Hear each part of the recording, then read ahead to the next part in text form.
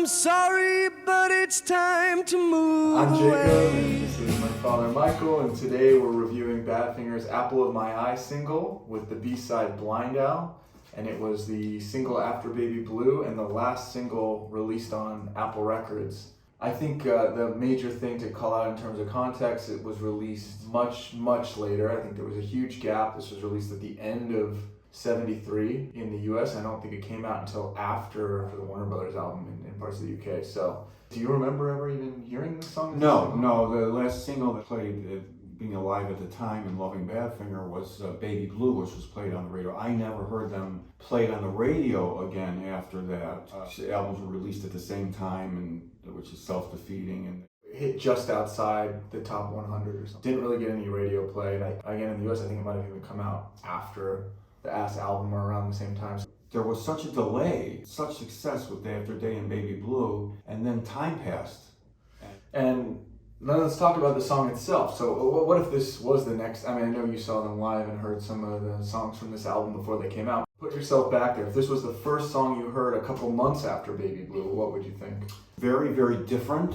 There was a sense of it being a beautiful song, and yet you're looking for that big Badfinger magical power pop, and we were a little spoiled, heavy dual guitar, slide guitar, punchy kind of song. This wasn't that.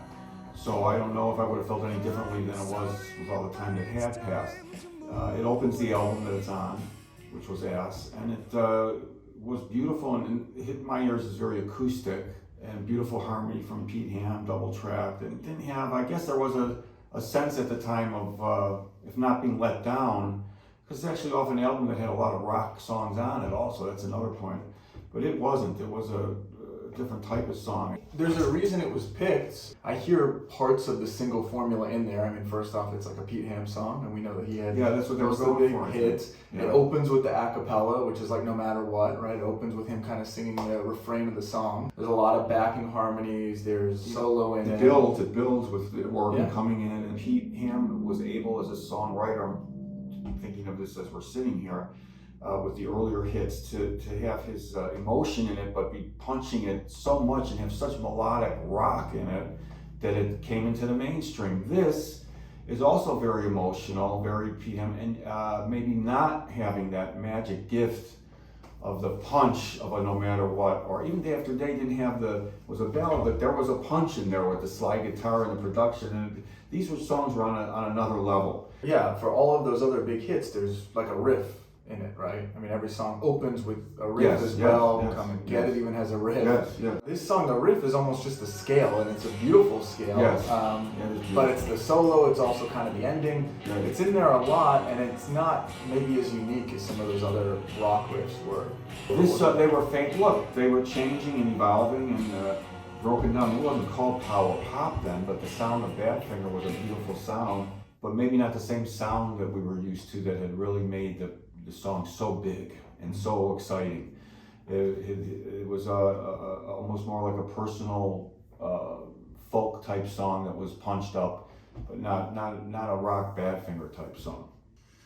Okay, and then we flip it over, and the B-side is Blind Owl. I thought that was a good mix. I think having like a Tom Evans song, it's a little bit rockier and very funky. He's really breaking out kind of that funky bass sound. It's got like the almost Allman Brothers kind of guitar. It's very much the opposite of Apple of My Eye, so I think it works as a B-side. I saw Badfinger live twice, if I could just, personal memory, and the second time they opened with Blind Owl, and I didn't really know what I was hearing. It was the riff. The Pete Ham riff that he plays is fantastic. That solo, I love kind of the way it goes onto different rhythms. It hits those triplets that we love when Pete Ham does that, and then the way at the end of the song it kind of just like disintegrates into something totally different. I don't know if you call it a jam, but it's definitely just a different atmosphere with the bongos and everything, and then the solo on top of that. As far as a guitar player, it was really unique, and it could do many different things, and some of those notes in the fade out you were talking about, just those sometimes hit notes that I don't think anybody else would think of. And it still sounds unique to me today. Blind Owl actually fit in on that album more because it was actually heavy Joey Molland input for the first time, a lot of rocky things on it. So Apple of My Eye stands out as an album opening track. it's a great 45. So yeah, let's rate it out of 10. Okay. What do we think? I'm probably gonna give it. I mean, it's hard the context after Baby Blue. If it had come out at the right time, I think it should have been a hit at least in some way. And 7 out of 10 for sure. Oh, that's good. That's good. 7.